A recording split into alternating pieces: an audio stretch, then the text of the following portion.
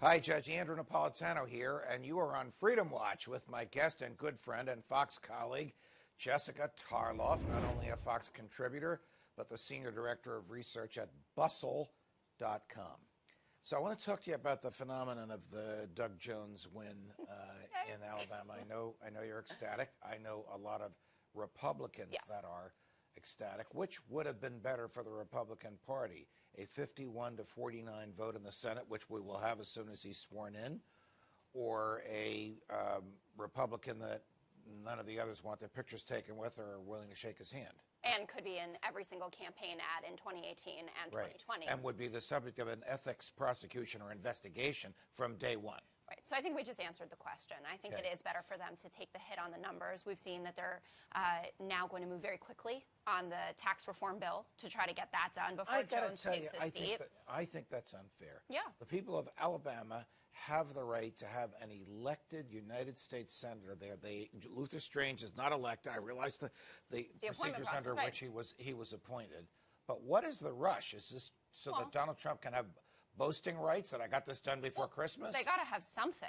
I mean, they have no major policy to run on in 2018. All they can say is that President Trump signed a lot of executive orders. That's all that's gone on here. They don't have health care. They don't have tax reform, at least at this point. They should have gone for infrastructure first. We've spoken about that. They could have gotten the Joe Manchins of the world on board for that at the very least. And they didn't. And they didn't. I want you to put your political campaign analyst hat on and tell me how bitter, how divisive is the Civil War in the Republican Party now? You heard Peter King this morning. Right. Bannon has to go. He's inane. He looks like a drunk.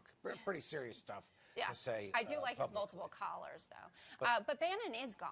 That's what's so curious about all of this. Bannon is out of the White House. He is running his empire now again from Breitbart. And I think it's maybe a misassumption to think that Bannon and Trump are in cahoots about everything. Steve Bannon, I think, will do what Steve Bannon wants to do no matter what. Wasn't it Bannon who got the president to go to Pensacola and to record the robocalls and to come out without physically going to Alabama, unambiguously to come out for Roy Moore? Absolutely, he did that in the final push. But if you recall, Bannon endorsed Roy Moore.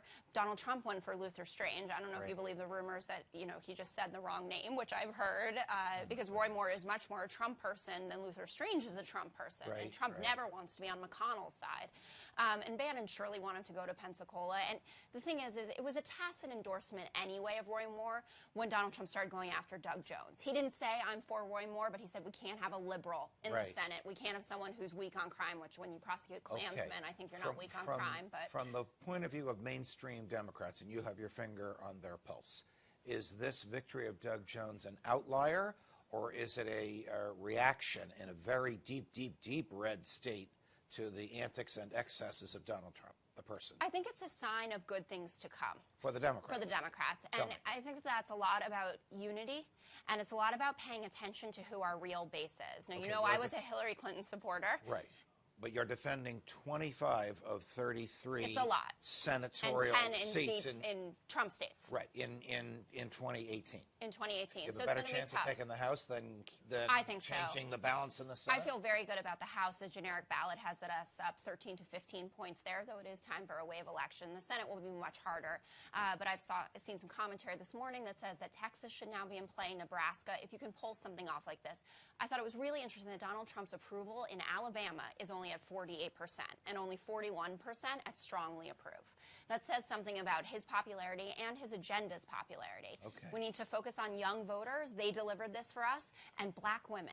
Black men as well, but specifically black women. And that's something that the Bernie Sanders camp ignored as far as the African-American vote. One last question. How did Doug Jones get all the black female votes out? They came out in enormous numbers. The NAACP did all the on-the-ground work.